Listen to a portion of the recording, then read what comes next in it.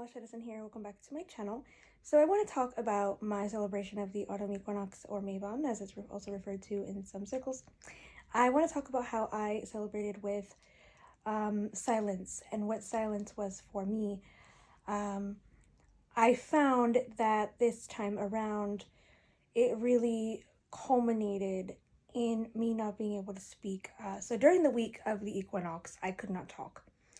As many of you may know, and that week I learned a lot about not speaking, and I learned a lot about like spiritual growth and things like that.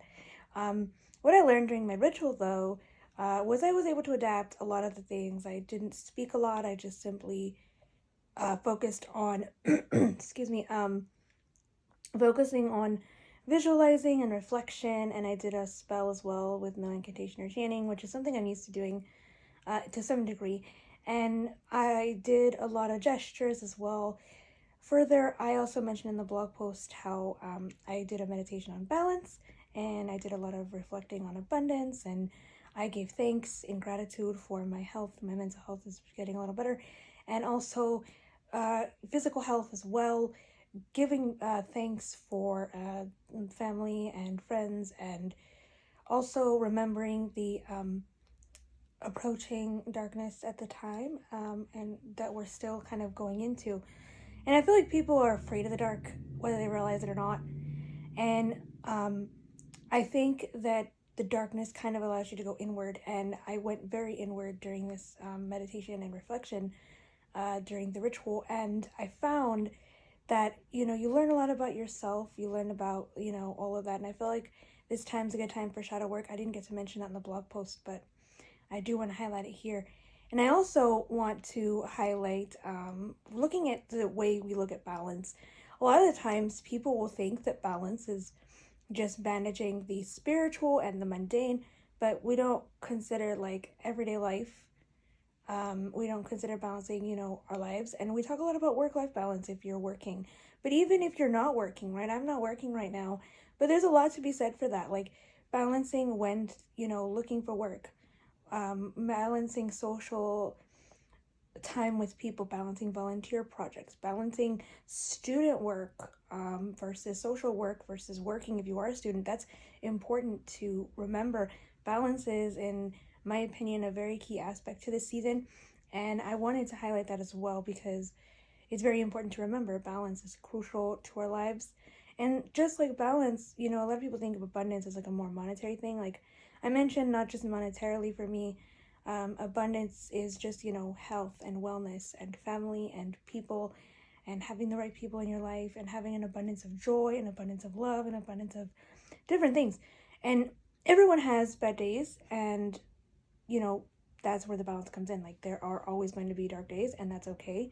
But it's how we reflect and learn and go inward from these moments in our lives and periods in our lives to come out the other side from that darkness and going inward. And there's something to be said for introspection during this time of the equinox, and learning what it means to dwell in the darkness of, and I don't mean like, bad magic or black magic or what have you. I mean like just going inward into your inner self and understanding what that means and connecting with not just what connects you to your spiritual path, but what keeps you grounded, what keeps you in the here and now. And I also want to mention as well that going inward doesn't have to be hard. There's a way to get support for like when you're doing shadow work and things like that.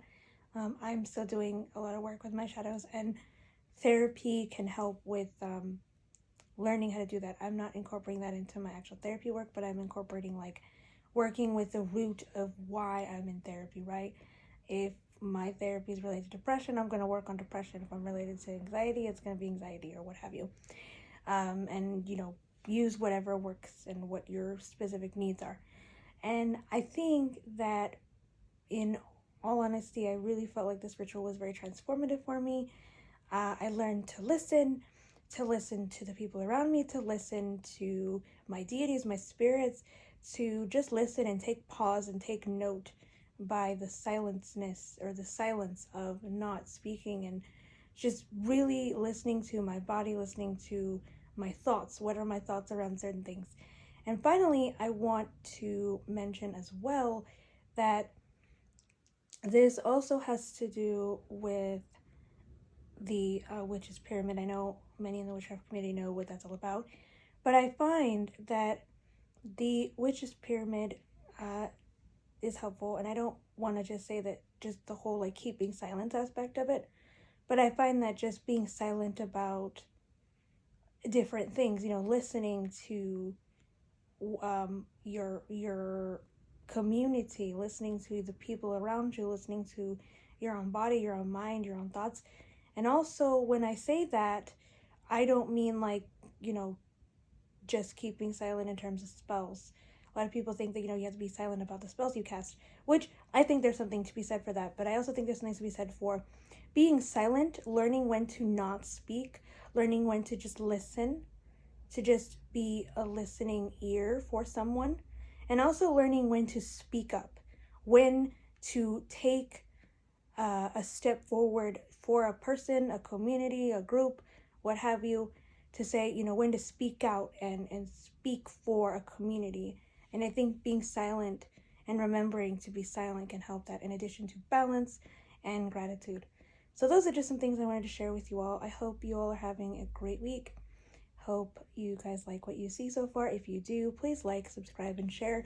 And also check out the links below because I have all my info down there, in addition to the blog post, which you can read a little more on what I talked about the ritual. So hope you all are well, and I'll speak to you all soon. Many blessings.